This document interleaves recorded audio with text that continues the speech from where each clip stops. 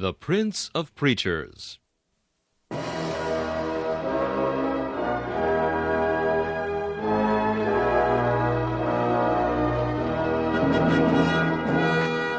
Charles Haddon Spurgeon has been called England's greatest contribution to the spread of the gospel in the 19th century.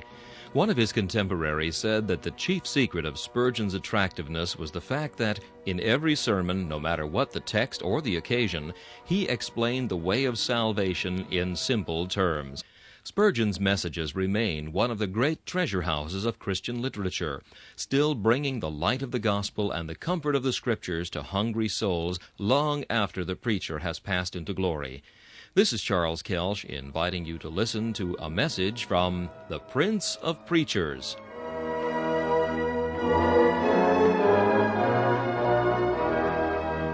C.H. Spurgeon preached this message on April 22, 1860, in the new Park Street Chapel. It is entitled, A Divine Challenge. The text is found in Exodus chapter 8 and verse 1. Thus saith the Lord, Let my people go, that they may serve me. On 2 or 3 former occasions I have endeavored to insist upon the fact that God always puts a distinction between Israel and Egypt. He constantly speaks of the Israelites as my people. Of the Egyptians, he speaks to Pharaoh as being thy people. There is a continual and eternal distinction observed in the Word of God between the chosen seed of promise and the world, the children of the wicked one. The great object of God's interference with Egypt was not the blessing of Egypt at large, but the gathering out of his Israel from the midst of the Egyptians. Beloved, I have a conviction that this is just what God is doing in the world now. Perhaps for many a year to come, God will gather his elect from the nations of the earth as he gathered his Israel from the midst of the Egyptians. You and I may not live to see that universal reign of which we so joyously sang this morning, but the wheat will be gathered into the garner, sheaf by sheaf, if not ear by ear. The tares will be left to ripen here, perhaps, until the great and terrible day of the Lord come. At any rate, looking at the signs of the times, we do not see any considerable progress made in the evangelization of the world. Egypt is Egypt still, the world is the world still, and as worldly as it ever was. And God's purpose seems to be, through the ministry which he now exercises, to bring his chosen ones out. In fact, the word which Jehovah is now speaking to the entire world, with the solemn authority of an imperial mandate, is this, Thus saith the Lord, Let my people go, that they may serve me. It will be necessary in addressing you to recall to your minds the position which the Israelites held in Egypt, as it is a type of the position of all the Lord's people. Before the Most High God, with a high hand and an outstretched arm, brings them out of their bondage. The people of the Lord are slaves. Though their names are in his book, yet they are slaves, engaged like Israel of old in labors that savor more of earthly than of heavenly things. Brickmakers, building houses not for themselves, for they find no city to dwell in, but toiling and laboring here as unwilling servants, thinking perhaps they shall receive goodly wages, but they receive no wages except the whip upon their shoulders. Every man in his unrenewed state is a slave. Even God's people are slaves as well as others, till they hear the trumpet of Jubilee, and at the word and by the power of God are brought forth out of the place of their slavery. We are slaves, let us remember, slaves to a power which we can never overcome by our own unassisted strength. If all the inhabitants of Goshen, the Israelites I mean, had concerted measures to rebel against Pharaoh, and had said, We will be free, in but a few hours the tremendous power of that great monarch of Egypt would have crushed out the last spark of hope. With his terrible army, his horses, and his chariots, the rabblement of Israel would soon have been given to the dogs. They had no hope in the world of ever delivering themselves by their own power. No more have we, beloved. By nature we are slaves to him who is infinitely our superior, namely, to Satan and all his hosts of sin. We may seek sometimes to snap the fetter when a hectic flush of health comes over the cheek. But oh, we may make the fetters grind into our flesh. We cannot snap them. We may even sometimes think that we are free and talk of liberty.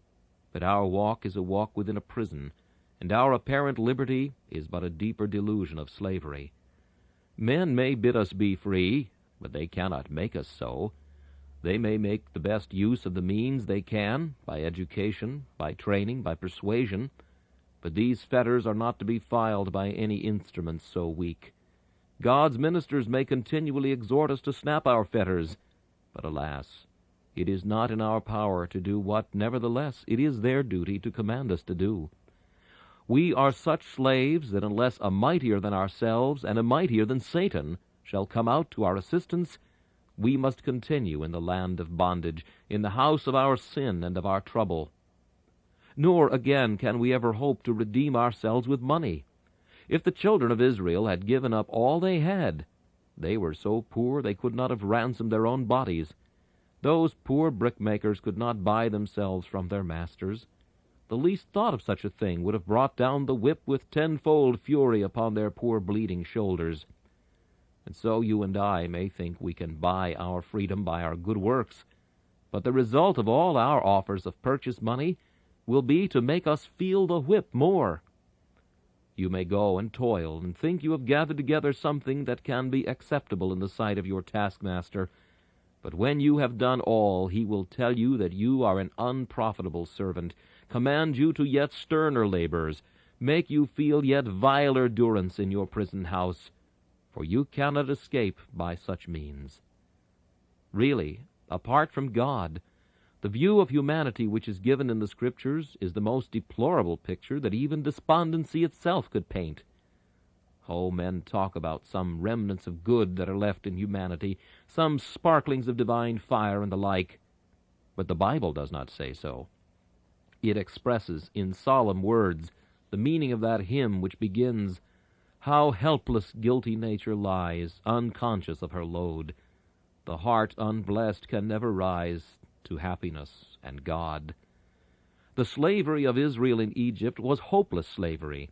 They could not get free unless God interfered and worked miracles on their behalf. And the slavery of the sinner to his sin is equally hopeless.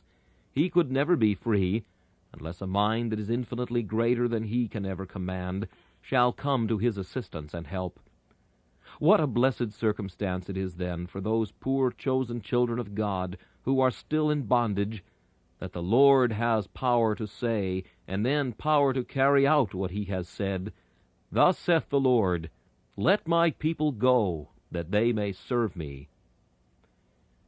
Having thus introduced my subject, by showing you the helpless condition of God's people by nature, and the utter impossibility of their ever getting free by themselves, let me just observe that today God is saying in his own decree, saying by providence, and saying through the lips of his faithful ministers, that emancipating sentence which of old made Pharaoh relax his grip and caused the land of Egypt to loose its captive ones.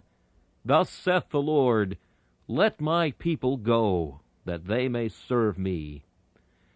I shall dwell upon this emancipating sentence, as God shall give me strength, just in this way. I shall first notice the fullness of the sentence, then the rightness of the sentence, next the repetition of it, and finally the omnipotence which is concealed in it. First, then, the fullness of the sentence. Thus saith the Lord, Let my people go, that they may serve me. I don't doubt but what there are some of God's people here tonight who have not any idea they are his people. Perhaps they are slaves to drunkenness, bond-slaves to every evil passion, yet being bought by the blood of Christ, their names are in his book, and they must and they shall be saved. They think, perhaps, that they never can be. It may even happen that they have not any desire to be. But Israel shall come out of Egypt, even though Israel may love the flesh pots, the garlic, and the cucumbers. Israel shall be delivered by might and by power, even though Israel himself may blindly imagine that he is at peace and at ease in the enemy's land. That is to say, God will have his own people. Though they are content in their sin, though they have no will towards him, yet he will come and make them discontented with their sins. He will turn their wills, change the bias of their hearts, and they who once despised God shall, with free consent against their natural inclination, be led captives at the wheels of His sovereign grace. God not only saves those who are willing to be saved, but those who are unwilling to be saved He can make willing in the day of His power. There have been many instances of that in this house of prayer. Men have come in here merely from curiosity, to laugh, to make jests and fun. But God has had His time, and when that time has come, thus saith the Lord, let my people go free. They have gone free. They have been saved. Their fetters, which they were unconsciously wearing before, have begun to grate upon their soul, to eat their flesh. And then they have sought mercy, and their fetters have fallen off. They have gone free. Well, then, though I have run away from what I was going to say, I come again to this point, the fullness of the divine sentence, let my people go free. If you notice, it does not say, let them have partial liberty, let them have 2 or 3 days' rest from their toil. No, but let them go free, free altogether. God's demand is not that His people should have some little liberty, some little rest in their sin. No, but that they should go right out of Egypt, and that they should go through the wilderness to Canaan. The demand was not made to Pharaoh, make their tasks less heavy, make the whip less cruel, put kinder taskmasters over them. No, but let them go free. Christ did not come into the world merely to make our sin more tolerable, but to deliver us right away from it. He did not come to make hell less hot, or sin less damnable, or our lusts less mighty, but to put all these things far away from His people, and work out a full and complete deliverance. Peradventure Pharaoh might have said at length, well, they shall have kind masters, their tasks shall be shortened, they shall have the straw given them with which to make their bricks. Ay, but devil, this will not do. Thou mayest consent to it, but God never will. Christ does not come to make people less sinful, but to make them leave off sin altogether, not to make them less miserable, but to put their miseries right away, and give them joy and peace in believing in Him. The deliverance must be complete, or else there shall be no deliverance at all. Again, you will mark, it says, let my people go. It says nothing about their coming back again. Once gone, they are gone forever. Pharaoh thought he would let them go 2 or 3 days' journey, yet they never went back to Egypt again. They went through the wilderness 40 years to the promised land, and no Egyptian could ever drive them back. Egypt went forth with all its chivalry to overtake them, but they perished in the sea, and Israel went through as on dry land, and was blessed of God. That sentence which said of me, let my child go free, gave me eternal liberty, not liberty for yesterday and today and tomorrow, but liberty forever and forever. You know, when the Negro slavers run away from the southern states and get to the north, they are free, but still the manhunter will soon be on their track, and they may be taken back again to their masters. Yes, but you and I are like the slave when he gets to Canada. When he sets his foot on British soil and breathes the English air, that moment he is free. Once ferried o'er the stream that parts the land of slaves from the land of freedom, he stands on soil that cannot be stained by the slave's foot. He breathes an air that never was received into lungs that were in bondage yet. He is free. So it is with us. We go not into slave states where the devil has got a fugitive law to hunt us up again, but into states where we are wholly free. There is not a fetter left. We have not a chain upon our wrist with half of it filed away, but we are free, the free men of God. And Satan has no claim, no right, nay, no power ever to enslave us again. Thus saith the Lord, let my people go, that they may serve me. It is a large demand, because it is a demand that requires entire liberty, and that liberty perpetual too. But methinks I hear one say, well, I have not yet entered into the fullness of that sentence. No, brother, nor have I yet into the fullness of it, though I have into some of the sweetness of it. You must know that this emancipation is often gradual in our own experience, though it is effectual and instantaneous in God's mind. Time was, and let me speak to you to whom I can speak, whose experience will tally with what I utter. Time was when you were born slaves to hardness of heart. You despised God. Religion was a toil to you. In fact, you never exercised your mind or will with it. Well, there came a time when the Lord said, "Let my people go free." And you began to think. Your heart began to melt. You groaned under the burden of sin, and you began to cry to God. You were delivered then from the hardness of your heart, and were free. But still sin tormented you. Your guilt went with you every day, like your own shadow, and like a grim chamberlain with fingers bloody red, it drew your curtains every night, and put its finger upon your eyelid as if to crush darkness into your very heart. But the day came when, standing at the foot of the cross, you saw your sins atoned for. Numbered on the scapegoat's head of old, you felt the burden roll from your back. You were free, free from your past sins, and you could rejoice in that most glorious liberty. But then, after a season, you went out into the world, and you felt that when you would do good, evil was present with you. How to will you found, but how to do you found not. Well, you have had partial deliverance from that, as one evil passion has been overcome, and a virtue has been learned. You have achieved a triumph over one bad habit, and a victory over another evil temper. The sentence has been going on, "Thus saith the Lord, let my people go." And remember, the day is coming when you shall lay a-dying.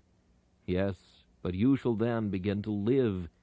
There shall be heard a voice speaking by your death-pillow, and saying, "Loose him, and let him go." You will understand what that means, and in a moment, loosed from every fetter, like Lazarus when the napkin was taken from his head and the grave clothes from his feet, you start up perfectly free. There shall not be a shadow of bondage about you. You shall fly to heaven, and walk its free and happy streets, and never more shall you say, "O wretched man that I am, who shall deliver me from the body of this death?" I say, therefore, we don't know in all its fullness the meaning of this passage experimentally. Still, it is all ours, and we ought to receive it all by faith, as being our precious boon.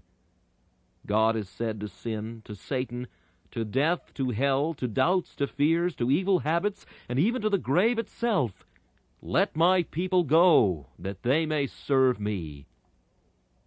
So much, then, for the fullness of the demand. I shall now notice, in the second place, the rightness of it.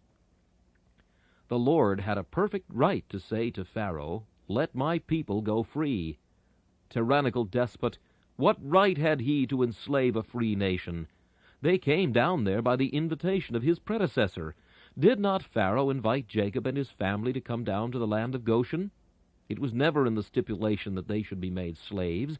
It was a violation of a national compact for Pharaoh to exact toil from free-born Israelites.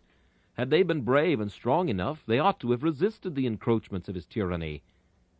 They were not Pharaoh's people. Pharaoh never chose them. He had never brought them where they were. He had not fought with them and overcome them. They were not captives in war, nor did they dwell in a territory which was the spoil of fair conflict.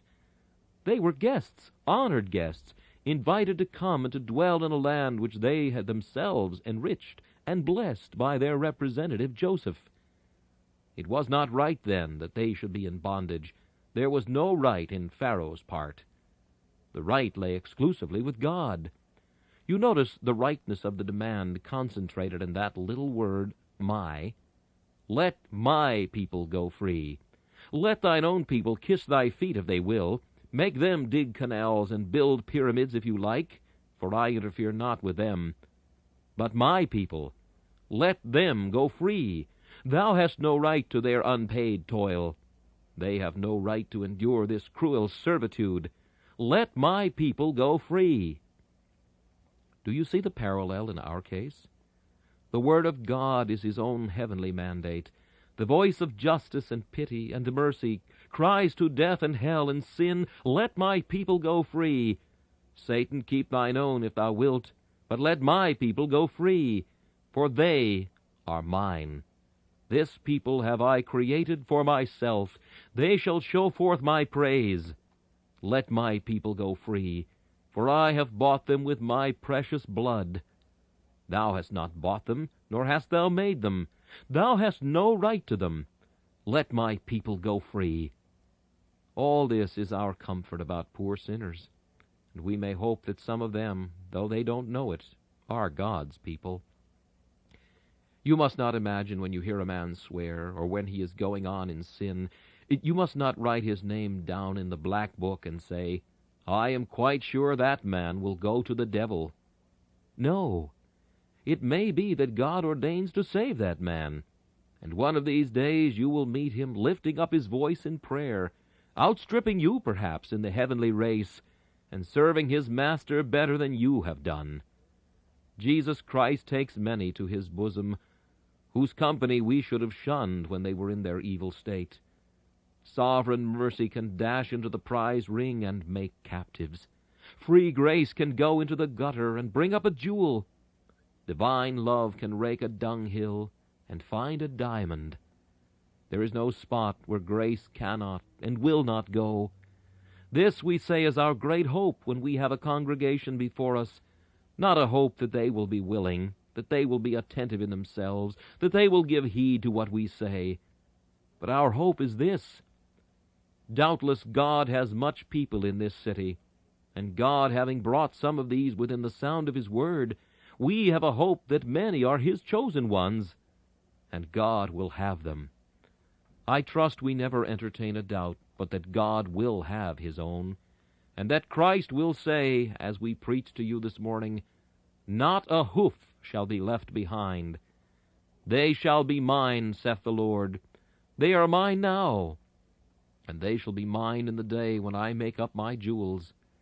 Lost though God's elect be, they never belonged to Satan yet. They were lost, but that does not say they belong to the finder. A thing may be lost, but it is mine still when I have lost it. That is to say, I have a right to it, and any man finding it and appropriating it has no right to do so. If I leave a piece of land having a right to it, and another shall take possession for a time, yet if I hold the title deeds, I will have him ousted and take my property. The Lord has got the title deeds of some of you, though the devil has got possession of you. Satan rules you with a rod of iron and makes you his captives and willing servants. But my master is a match for your master. There has been a great duel fought between life and death for you, and life has won the victory, and free grace claims the prize. And that prize free grace will have. And your poor guilty soul shall yet be set as a signet on Jehovah's hand, and shall yet glitter as a jewel in Jehovah's crown. Oh, how I delight to talk about this omnipotence of grace, of that grace that does not tarry for the sons of men, that does not stop, but rides on in triumph, and leads captivity itself captive.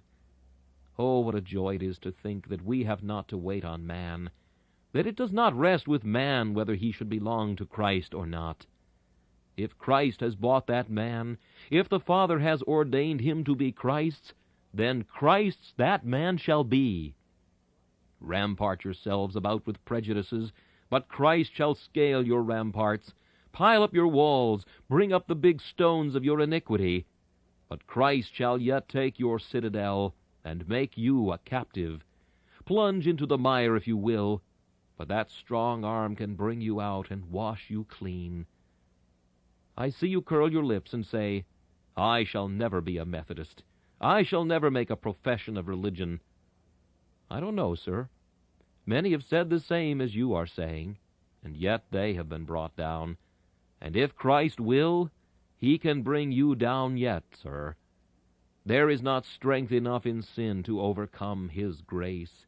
When he puts forth his arm, down you fall.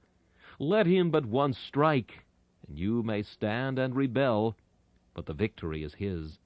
You may will to be damned, but if he wills to save you, his will be more than a match for your will, and you will come crouching down to his feet, saying, Lord, I will that thou save me. Then methinks he will say this, How is it you were not willing just now? How is this that you are willing now? O Lord, Thou hast made me willing, and unto Thee be all the glory forever and forever. So then we need not say more, I think, about the rightness of this sentence of God. They are His people. They are His blood-bought people. He created them for Himself. And it is neither more nor less than right that God should say, Thus saith the Lord, Let my people go, that they may serve me. Let me now call your attention to the repetition of this sentence. I have just read carefully through these first chapters of Exodus, and I am not quite sure how many times this phrase occurs, but some 5 or 6 times I know it is repeated. The first time Moses said, Thus saith Jehovah, the Lord God of Israel, Let my people go, that they may feast before me in the wilderness. The second time he says, Let my people go, that they may serve me. Some 5 or 6 times Moses went unto Pharaoh. The first time he said it, Pharaoh laughed in his face. You are idle, he said. You are idle. You don't like your brick-making. You want to go and serve your God to get an idle holiday. Go to your tasks. The taskmasters had need to make the toil a little more rigorous. What business have you with religion? Go on with your bricks. Now that is how the worldling taunts you, when for the first time that sentence has come into his head. Your religion, he says, your religion. Go to your shop, take down your shutters on a Sunday, and see whether you can't earn an honest living. Go on with your bricks. What business have you to talk about feasting before God in the wilderness? It's all romance. And you know, we hear worldlings say to us poor Christians, we don't know what real life is. Of course we don't. Real life. Well, when putrid carrion is the representation of real life, we may be pretty contented with our ignorance. Vain show, vain disquietude, vain acquisition. Such was the psalmist's picture. That is the real life of the world. But we want a better life than that, a life more true and real, too, though the world despises it. Brick-making, brick-making, brick-making, that is Pharaoh's joy. And so it is with the sinner before he is renewed. Money-making, dirt-making, heaping together to himself bricks that he may build for himself a fortune. Oh, don't these fellows turn round and look with supreme contempt on us poor fellows, that we should think that eternity is better than time, that God is better than the devil, that holiness is better than sin, that the pleasures of heaven are better than the poor pomps and vanities of this world. Such simpletons as these will look down and say, Poor fellow, he does not know better. They, forsooth, are the rational men, the intellectual men. They are, in fact, the king Pharaoh. That is the first thing. Pharaoh gives a laugh, a hoarse laugh. Let my people go free? Aye, but there will come a blow in thy face that will make thee laugh after another fashion by and by. Thou with others shalt join in weeping and crying and tears, and thou with all thy chivalry shalt sink into the waters. Like lead shall you go down, and the Red Sea shall swallow you up. Moses goes to Pharaoh yet again and says, Thus saith the Lord, Let my people go, that they may serve me. And at one time the haughty monarch says, He will let some go. At another time he will let them all go, but they are to leave their cattle behind. He will hold on to something. If he cannot have the whole, he will have a part. It is wonderful how content the devil is if he can but nibble at a man's heart. It does not matter about swallowing it whole. Only let him nibble, and he will be content. Let him but bite at the ends, and be satisfied. For he is wise enough to know that if a serpent has but an inch of bare flesh to sting, he will poison the whole. When Satan cannot get a great sin in, he will let a little one in, like the thief who goes and finds shutters all coated with iron and bolted inside. At last he sees a little window in a chamber. He cannot get in, so he puts a little boy in, that he may go round and open the back door. So the devil has always his little sins to carry about with him, to go and open the back doors for him. And we let one in and say, Oh, it is only a little one. Aye, but how that little one becomes the ruin of the entire man. Let us take care that the devil does not get a foothold, for if he gets but a foothold, he will get his whole body in, and we shall be overcome. Observe now, as Pharaoh would not give up the people, the sentence had to be repeated again and again and again, until at last God would bear it no longer, but brought down on him one tremendous blow. He smote the firstborn of Egypt, the chief of all their strength, and then he led forth his people like sheep by the hands of Moses and Aaron. In like manner, friends and brethren, this sentence of God has to be repeated many times in your experience and mine. Thus saith the Lord, let my people go free. And if you are not quite free yet, don't despair. God will repeat that sentence, till at the last you shall be brought forth with silver and gold, and there shall not be a feeble thought in all your soul. You shall go forth with gladness and with joy. You shall enter into Canaan at last, up yonder where his throne is glittering now in glorious light that angel eyes cannot bear. It is no wonder, then, if it is to be repeated in our experience, that the Church of Christ must keep on repeating it in the world as God's message. Go, missionary, to India, and say to Juggernaut and Kali and Brahma and Vishnu, thus saith the Lord, let my people go free. Go, ye servants of the Lord, to China. Speak to the followers of Confucius, and say, thus saith the Lord, let my people go free. Go ye to the gates of the harlot city, even Rome, and say, thus saith the Lord, let my people go, that they may serve me. Think not, though you die, that your message will die with you. 'Tis for Moses to say, thus saith the Lord, and if he be driven from Pharaoh's sight, the thus saith the Lord still stands, though his servant fall. Yes, brothers and sisters, the whole church must keep on throughout every age, crying, thus saith the Lord, let my people go. We must continue to send our missionaries to lands like Madagascar, where the people of God are speared by hundreds, and they must say to the haughty queen, thus saith the Lord, let my people go. We must still send our Livingstons and our Moffats through all the wastes of Africa, through her fertile plains where superstition reigns and binds the man in chains. And they must continue to say, thus saith the Lord, let my people go. Our brethren, we must continue in the theaters and in the streets, and in the highways and in the byways, crying out not in so many words, but still in fact, thus saith the Lord, let my people go, that they may serve me. And it will be a happy time for the church, when every minister feels that he is sent of God, and when he speaks as Moses did, conscious of divine authority, looks sin and evil and error in the face, and cries, thus saith the Lord, let my people go. When we are called to enter a protest against an error, we shall sometimes be disappointed because people don't see with us. Very well, very well. But when we have entered the protest, we have done all. It was not meant to convince the Egyptians, but it was meant to constrain them. Thus saith the Lord, let my people go. When there is a pretended Church of Christ wherein error is preached, the Christian minister is bound faithfully to point out the error, confident that God's people will hear the warning voice and come out of Babylon. And as for the rest, they must remain where they are, for the mandate is to those whom it concerns, those in whom the Lord hath an interest, the people who are his portion to go. Now, my last point, which must, as time and strength alike fail me, be brief, is this: the omnipotence of the command. Thus saith the Lord, let my people go, that they may serve me. They shall never go, says Pharaoh and his counselors.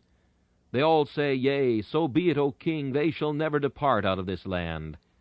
By my father I swear, says the king of Egypt, they shall be my slaves forever. Back, back, ye sons of the Hebrew shepherds, to your bricks and to your clay. Dare not to stand before Pharaoh's son and dictate to him. I swear by my father's bones again, ye shall never go free. Behold, the rivers of Egypt run with blood. There is no fish in Egypt to be found through all the land, and the Egyptians loathe to drink of the waters of the river which they once worshipped, for it is full of blood. Now come these two troublesome men in once more before Pharaoh. Thus saith the Lord God of the Hebrews, Let my people go, that they may serve me. The king pauses a minute. His haughty soul relents. Ye may serve God in the land, saith he, but ye shall not go out of the land.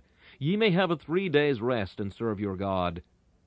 No, says Moses, we cannot serve God in the land of your abominations, and we should be an abomination to you as well as you to us. We must go. Then the king tells them to be gone. They may go. He holds a council of wise men, and they determine while they have breath left, they will never lose their claim upon those slaves who have served them so long and built such mighty cities. Yes, Pharaoh, but God is mightier than thou. Open wide thy gates, thou 100-gated Thebes, and send out thy myriads of armed men, swarming like locusts on a summer's day. Come up, ye mighty hosts of Zoar, and ye troop of populous No. Come up like swarms of frogs from old Nile. Come up against them, and they shall break you. Ye shall be as potter's vessels before them, for his redeemed must and shall go free. And now I stand tonight to many among yourselves in the position of Amram son of old, and it is my business, and that of all God's ministers, to cry to Satan, to sin, to Rome, to Mohammedanism, to idolatry, to every evil, Thus saith the Lord, Let my people go, that they may serve me. We hear the hoarse laughter. We hearken to the cry of the kings of the earth as they stand up, and the rulers take counsel together. Do you see the priests with their treacherous devices, the sons of Belial now plotting in the dark to destroy us? Aye, but ye may go on to be broken in pieces. Ye may go onward like the sea, but the rock stands fast, and shall break you into spray, and send you back. And ye shall know that there is a God who is greater than you all. Just as all Israel came forth, despite the determination of Pharaoh, so shall all God's elect be saved, despite the power of Satan, of evil men, of false priests and false prophets. Thus saith the Lord, Let my people go, and go they must and shall. And now, my dear hearers, have you ever heard the voice of God speaking in your hearts? Let my people go. There are some here tonight that have never been made free. Nay, what is worse than that? They think they are free, while they are slaves to sin. Ye think ye are free, but this is the worst part of your slavery. You dream that you are saved, while you're standing over the mouth of hell. And this is the worst part of your danger, that you think you are saved. Ah, poor souls, in your gilded slaveries, going to the alehouse and the tavern, to the seat of the scornful, drinking down sin as the ox drinketh down water, the thought starts within me. Well, there will be an end to all that. And what will they do when the end shall come? When your hairs grow gray and your bodies become feeble, when you are drawing near the grave, what will your worldly pleasures do for you then? There was a young man died not long ago of extreme old age. I am not contradicting myself. That young man died of extreme old age some time ago at the age of 26. He had sinned himself into the grave and into hell by a course of debauchery and sin. Perhaps you are not such a fast sinner as that, but you are taking in the poison by slower degrees. But what will you do when the poison begins to work, when sin begins to pull out the core of your spirit, when the froth has been swept from your cup, and you have drunk the first sweetness on the cup and began to taste its dregs? Aye, when you are dying, you will want to set that cup down, but there will be an evil hand that will thrust it to your mouth and say, No, no, you have drunk the sweets, and now you must drink the bitters. Though there is damnation in every drop, yet to the dregs must you drink that cup which you have begun to drink now. Oh, for God's sake, dash it to the ground, have done with it. Let the wicked forsake his way, and the unrighteous man his thoughts. There is hope yet. There is mercy yet. Sin is a Pharaoh, but God is Jehovah. Your sins are hard. You cannot overcome them of yourself. But God can.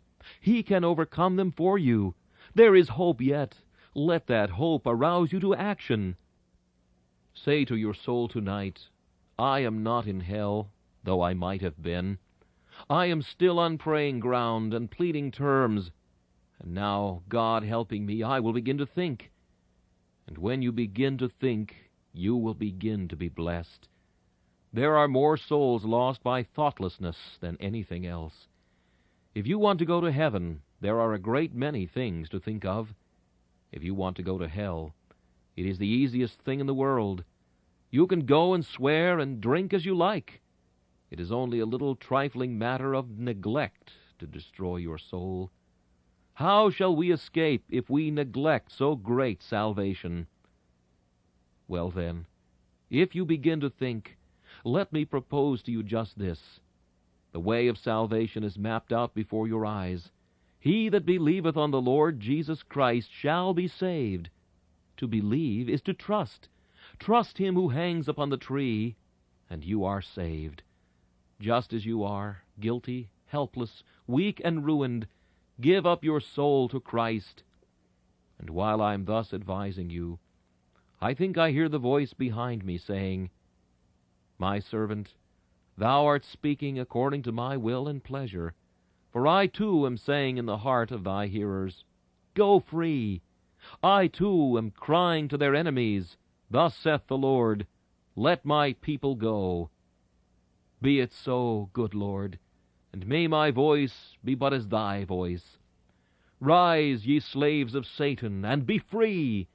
Break your bonds asunder, and be delivered. Jesus comes to rescue you. His arm is strong, and his heart is tender.